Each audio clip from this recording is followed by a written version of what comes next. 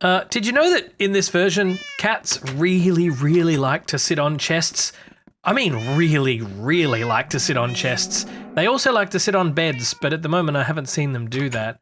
And if you try and open a chest that a cat is on, you have no hope. So you got to kind of get them off and or sit them down. Sit. Oh no, sit.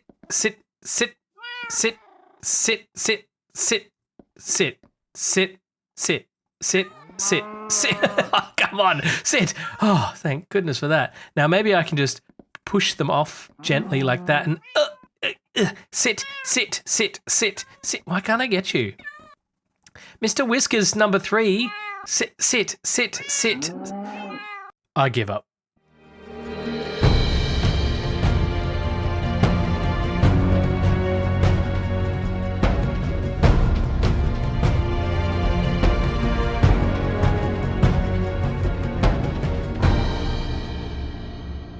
Hello everyone, welcome back to Minecraft The Journey, the Let's Play series where we upgrade our survival world of Minecraft through all of the development versions of Minecraft right from the earliest beginnings of the game and all the way through to the modern day release, which could be anything by the time we get there, who knows what it'll be. Right now I'm here in Arborea with Mr. Whiskers in version 1.2.1 of Minecraft, which we upgraded to in the last episode.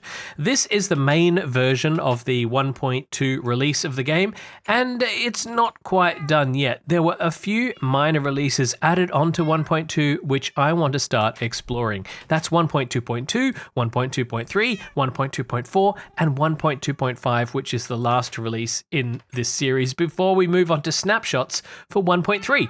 Yeah, there's a lot to get through. So right now I'm going to upgrade out of this version to 1.2.2 and then continue on exploring all of these new additions to the game.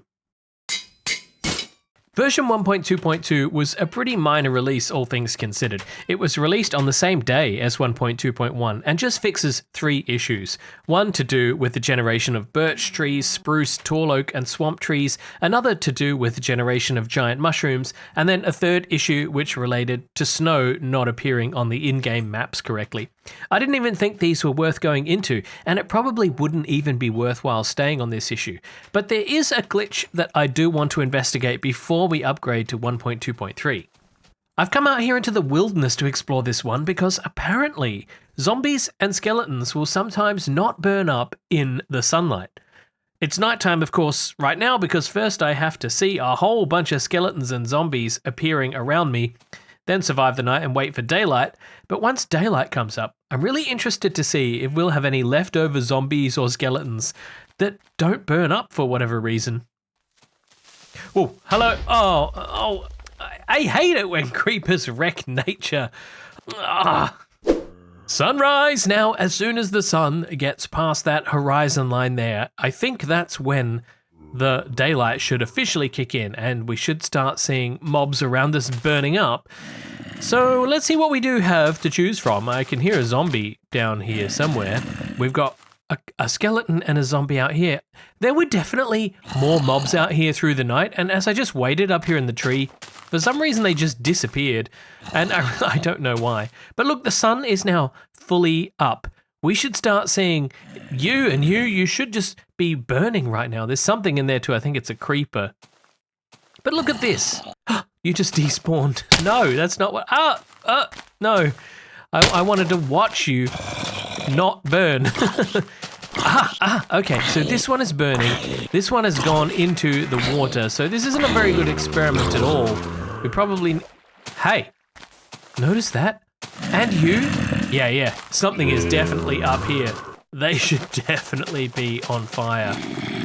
I'm curious to know if they're going to last like that forever, or will eventually the sunlight kick in and burn them? I imagine what might happen if they do stay like this all day, then if they survived until the next morning, the next sun to kick in should probably set them off. But I really don't know. What a strange bug, and a really annoying one as well. Because one of the best sounds in Minecraft is burning mobs at dawn. There's no disputing it. I didn't expect that. Okay, out of the blue, it just started burning. Its buddy there is not. So Oh. They just don't die. They should be taking damage from those flames, but they just don't seem to take any damage. Maybe that's what the bug is. Finally, eventually, they die. This is really bizarre, isn't it? I've just been wandering around letting them follow me until eventually they burn up. Anyway, this is getting really annoying, so I think it's time to get off this version and up to the next. Sorry, buddy. Version 1.2.3 is yet another very minor bug fix release, which was released the day after 1.2.2. It just addresses a few glitches like a lighting bug, the issue to do with zombies and skeletons not burning up in the daylight, and also an issue where birch trees and spruce saplings wouldn't grow above Y level 127, way up there in the sky. I did test that one out, but it wasn't very interesting. They just don't grow.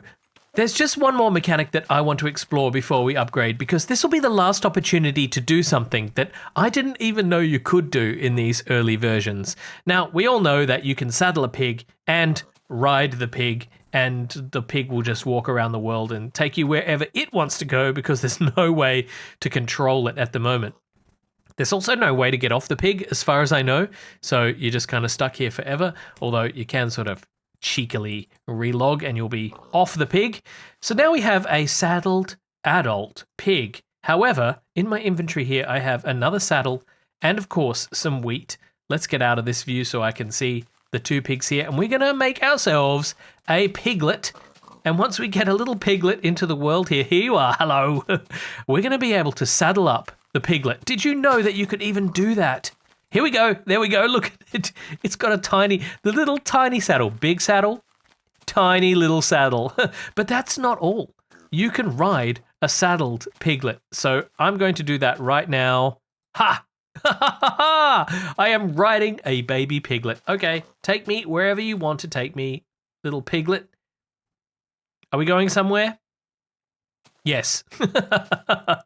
This is incredible. Now, this mechanic will be reverted in the next version. You'll no longer be able to put a saddle on a baby pig. But for as long as this little piglet exists in the world with its saddle on its back, I'll be able to ride it.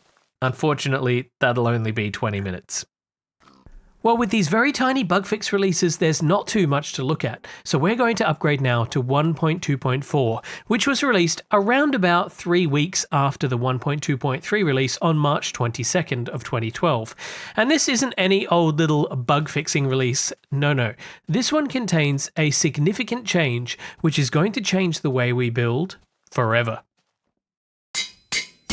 Now for this, I'm going to need a few resources. I'm going to need some of this, a little bit of this, a little bit of this one. Hey, look who it is. And of course, just a little bit of this one. This is where things start to change. Beneath my feet are, well, they're 4 indistinct wood blocks according to this angle, but of course we know that we have 4 different wood types within the game introduced whenever each of the new trees was added to the game. Over here we have, wood, which is kind of oak, but no one really calls it oak yet as far as I know, and it drops apples and oak trees don't drop apples. Yes, this is a very confusing wood block. This one here is the birch, pretty clear, looks like birch from the outside anyway. This one here is, it's known as spruce, but I've seen Jeb refer to this one as pine, even up until these 1.2.x versions. I've also seen these trees referred to as redwood and fir trees. So it could be pine or it could be spruce, we don't know yet. And of course, jungle, which is added all around us here in these recent versions. Now, what's really exciting is the new drops from each of these blocks. Now, of course, going left to right here, I've got these blocks in my inventory. We have wood, wood, wood, and wood. And of course, we have sapling, sapling, sapling, and sapling. So what is that going to yield us? Well, let's take a look. This block is going to give us wooden planks. This is not unusual. We're already familiar with wooden planks. We use them all the time, in fact. And this one, of course, yields wooden planks as well, but have a look at those. They look completely different. These are birch wooden planks, even though they don't say it yet. So what could this one possibly yield us? Chocolate brown planks, spruce wooden planks, of course. And finally, the last one of all, the jungle wood will give us... Ooh, that's weird, isn't it? Bit of a weird looking color. Okay, let's have a look at each of these. That order. Each of these on the ground, because they're going to look... I'm already making a mess. They're going to look very different to each other. We'll get all of them down. We can have a look at each one. And there we go. What did I tell you? This is going to change the way we build in Minecraft, because we can now use different plank textures in our builds. We can mix and match these around. We can build entirely new structures out of each of these plank types. This is really quite revolutionary. But I'm curious to know if we can do our standard things here. We can make a crafting table. Yeah, I'm getting benchmarking because my stats got erased, so ignore that. And can we make stairs and slabs and things like that? No, sadly, it doesn't look like we can make slabs and stairs, but it wouldn't surprise me if these were right around the corner. Taking a closer look at these, you can see that they are all exactly the same texture. They've all just been recolorized. That should actually make them easier to build with, I think, because everything will fit in much more seamlessly.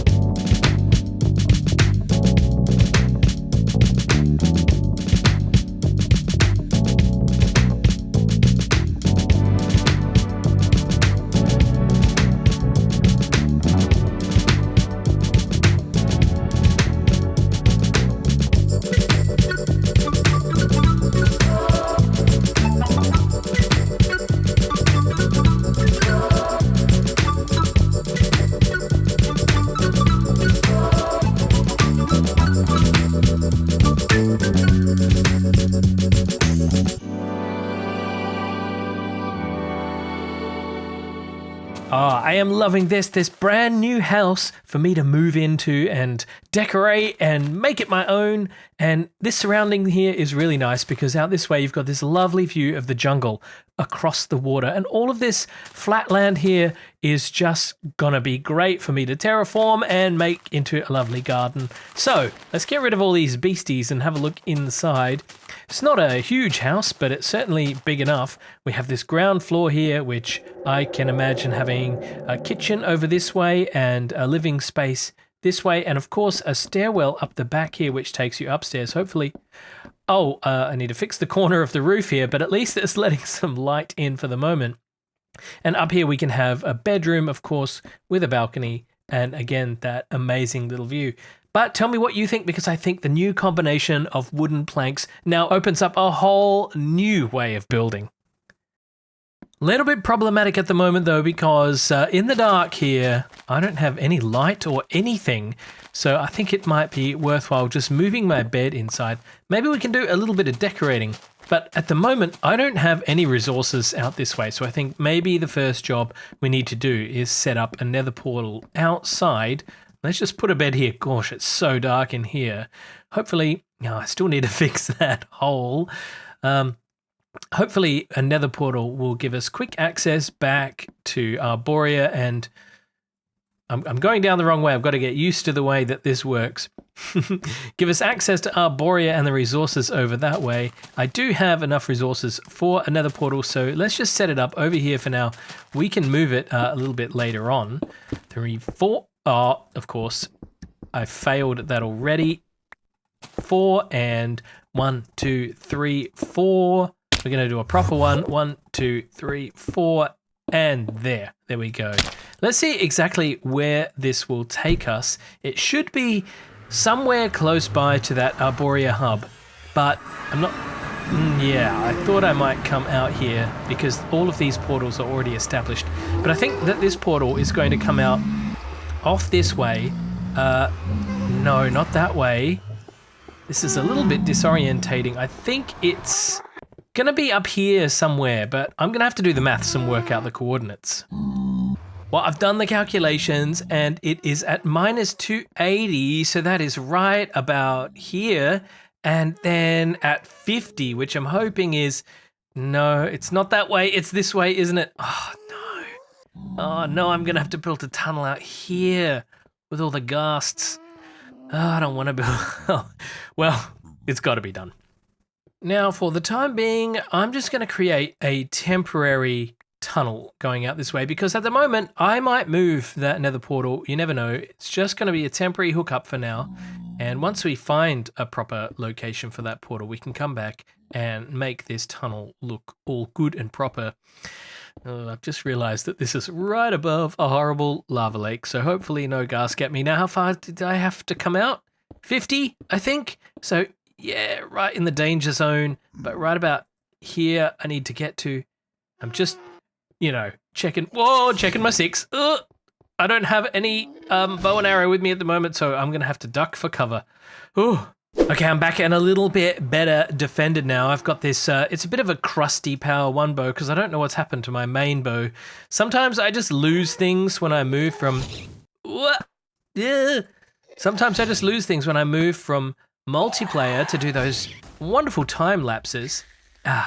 And back to single player and move around the world, just lose things. Okay, better concentrate right now on just fortifying this little tunnel, and then we'll put up our nether portal. Nothing says opulence like a little 2x1 nether tunnel, but we do have a nether portal spot right here now. Again, as I said, this is all temporary because I don't know where this final portal will live, but fingers crossed we end up in the right place. And we have right by the house. This is amazing. Nether portal technology. I went ahead and made some improvements. As you might be able to see, the shape of the house is now a little bit different. I decided to expand the bottom floor a bit to give myself a little bit more room to work with. Let me take you on a little tour of the place and show you what's going on. We've got a few entrances. We have the main entrance right here going into this entryway with, of course, the most important room of the entire house right here, which is the toilet. You can't have a house without a toilet. Otherwise, it's just going to get messy. In here, you can see we've got all the typical ground floor things that we would expect to see. We've got a kitchen over here with a washing machine and a kitchen sink and all the other things. Over here we have a little living space to hang out and enjoy the view, and you can see how I needed to expand the bottom floor space here to just give me a little bit of extra room there.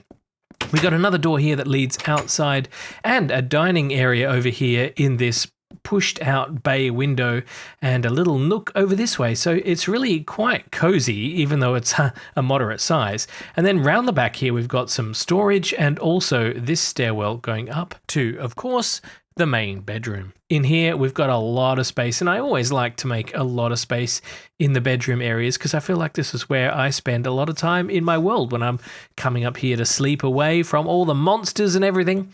So in this room, we have an office area to do some work. We've got this closet in here where, I can get changed without anyone looking at me if I want. We've got a table here to play some games on and some storage along the sides. Around the back here, we also have a bathroom so that I don't stink. I've got a shower with no plumbing, but just, use your imagination. And a sink or something here as well. So we've got all of the necessities we need. I think we got a nice lamp up here to keep us lit up as well. And we've got a couple of balconies, one out the front here overlooking this lovely view here, which is really beautiful with the jungle off in the distance across the lake, across the river. And I added this balcony off to the side as well so that you can come out and enjoy a cup of tea and watch all of the farm animals wandering around the countryside here. So this is actually looking really nice now. I'm quite happy. I love the space. I love the fact that we've got an elevated bed up here. I mean, what's going on there? And I think I might just have to move in.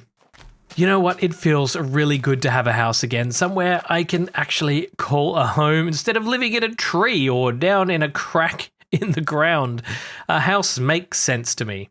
But that's all we have time for in today's episode, so I want to say thank you to everyone for watching. A special thank you to my amazing patrons for all the support. I really do appreciate it. And I'll see everybody in the next episode, so until then, this has been BugmanCX. You've been watching Minecraft The Journey. Bye-bye.